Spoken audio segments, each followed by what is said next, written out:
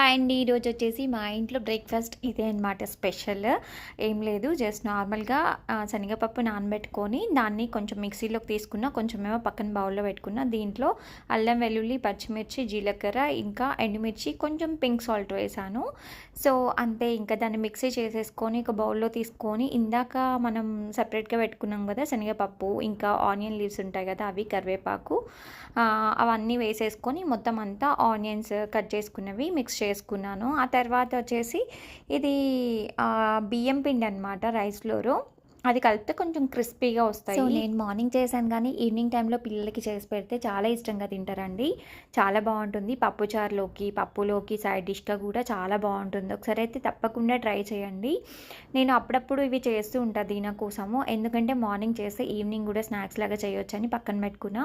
నేను చేతితో చేశాను, అట్లా కర్చీఫ్ పైన కూడా చేశాను. చూసారు కదా ఎంత బాగున్నాయో.